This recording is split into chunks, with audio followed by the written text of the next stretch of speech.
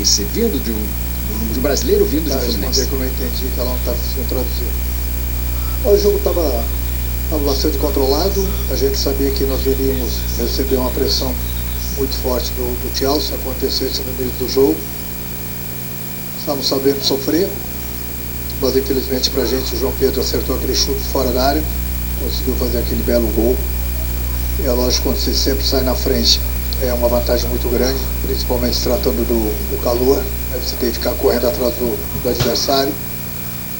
Procurei mudar no início do segundo tempo, infelizmente num contra-ataque nós não matamos a jogada e nós tomamos o segundo gol, e isso deu uma tranquilidade ainda maior para eles. Depois abri ainda mais o time, colocando o time mais para frente, criamos algumas situações, mas é sempre muito difícil você enfrentar uma equipe bastante qualificada como é o Chelsea. Mas eles souberam aproveitar as oportunidades que criaram e infelizmente a gente não soube aproveitar as nossas. No momento que estava 1-0, nós tivemos aquele pênalti bastante discutido. Alguns árbitros dão aquele tipo de pênalti, outros árbitros não dão. Não estou dando desculpa nenhuma, mas com certeza se ele tivesse dado o pênalti e nós teríamos feito o gol, a história do jogo seria totalmente diferente. Renato, Rodrigo Oliveira, Rádio Gaúcha. Queria um balanço teu sobre a campanha do Fluminense nesse Mundial, chegando à semifinal, e que legado o teu trabalho nessa competição deixa para os técnicos brasileiros. Hoje a gente vê muitos argentinos na Europa, poucos ou nenhum brasileiro. Qual o legado do teu trabalho nessa competição e da campanha do Fluminense para os técnicos e para o futebol brasileiro? Eu acho que a credibilidade voltou bastante forte para o futebol brasileiro, pelas grandes equipes, tanto o Flamengo, Botafogo e Palmeiras, e agora o Fluminense chegando numa semifinal. Em termos de Europa, espero que não só o mundo, mas o Brasil possa olhar com outros olhos os treinadores brasileiros, valorizar um pouco mais os treinadores brasileiros também, porque nada contra os treinadores estrangeiros, pelo contrário, acho que tem espaço para todo mundo, mas muita gente fala somente dos estrangeiros e dá um pouco interesse para os treinadores brasileiros. Então acredito que esse Mundial fez com que os treinadores brasileiros subissem bastante na cotação, e espero que seja dessa forma, que tenha um pouco mais de respeito, um pouco mais de paciência com os treinadores brasileiros. Sei que isso é difícil, mas esperamos que isso aconteça. Quanto à campanha do Fluminense, ela foi maravilhosa em todos os sentidos. Fomos passando para os grandes adversários, grandes times do futebol europeu, futebol mundial. Chegamos numa semifinal, enfrentamos mais um adversário poderoso, foram melhores, mereceram a vitória, mas a gente sai de cabeça erguida por tudo que a gente fez. Acho que, como eu falei, nós levantamos bastante a credibilidade no mundo todo do futebol brasileiro. E agora vamos voltar para a nossa realidade, voltar para o Campeonato Brasileiro, Copa do Brasil, Sul-Americana, mas pode ter certeza que não só o nosso grupo, mas o nosso torcedor também está bastante orgulhoso pela campanha que a gente fez nessa Copa do Mundo. Next question with the gentleman in the front. Renato, tudo bem? Maurício Ferreira, da Rádio Band News FM. Parabéns pela participação e pela campanha. Em termos de estratégia, o que você havia pensado nesses últimos dias de trabalho, o que você acha que não deu de encaixe com o jogo de hoje? E sobretudo no primeiro tempo, me pareceu que o Fluminense teve uma dificuldade na saída de bola. Tem a ver também com os desfalques que você teve para o compromisso de hoje? E qual era a situação do Samuel Xavier também, que não pôde iniciar essa partida? Queria te ouvir em relação a isso. Obrigado. Nas dificuldades nós sabíamos que iríamos encontrar, porque o Chelsea é uma equipe que marca forte, marca sob pressão o tempo todo, e no momento que a gente conseguia ser jogando, nós erramos muitos passos por dentro, nós entregamos muita bola pro Chelsea, e no momento que a gente estava saindo, o Chelsea pregava a gente com os espaços, e isso criou bastante dificuldade para a gente, porque é um time bastante qualificado, em 3, 4 toques eles sempre chegam próximo da nossa área, justamente porque eles têm velocidade pelos dois lados. São jogadores inteligentes, são jogadores do 1 para 1, que eu gosto bastante.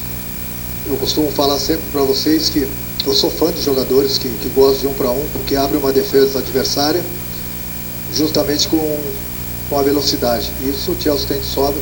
Nós sabíamos que nós iríamos ter esse tipo de problema, mas mesmo assim depois a gente começou a controlar o jogo, mas infelizmente pra gente o João Pedro acertou aquele chute fora da área, fazendo o primeiro gol, e aí as coisas começaram a melhorar para eles. Voltamos para o segundo tempo, continuamos brigando com eles, infelizmente no contra-ataque, exatamente por isso, pela velocidade, eles chegaram rápido na nossa área, fizeram o segundo gol, o João Pedro acertou mais um belíssimo chute, indefensável.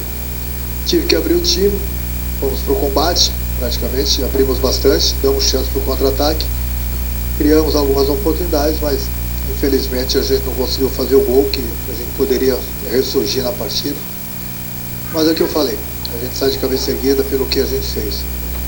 Quanto ao Samuel, um jogador que saiu no último jogo, com muita dor na perna, ele conseguiu se recuperar, mas não estava 100%, era um risco muito grande colocá-lo para jogar desde o início, principalmente se tratando do jogador de velocidade que existia naquela posição. Question for the gentleman at the end of the right section.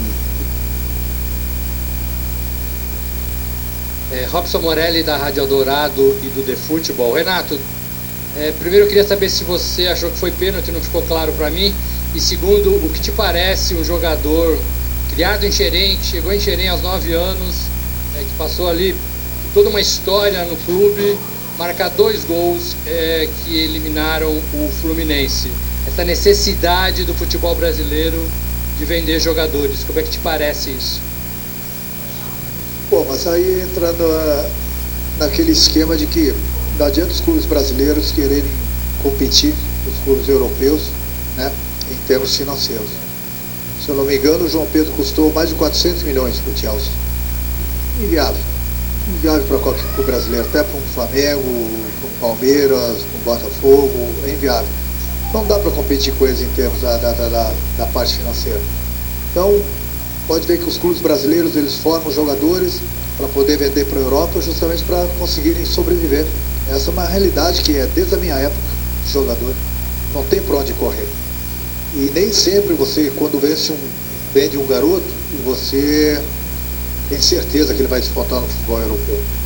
João Pedro, com certeza, está despontando, é um grande jogador, um jogador a nível de seleção brasileira. Coisas que acontecem no futebol. Quanto ao pênalti, aquilo que eu falei, na minha opinião foi pênalti. Eu vi agora no vestiário. Mas tem árbitros que dão esse tipo de pênalti, tem árbitros que não dão esse tipo de pênalti. Muita gente vai falar que o braço estava colado no corpo. Não, o braço não estava colado no corpo. O braço estava um pouquinho aberto.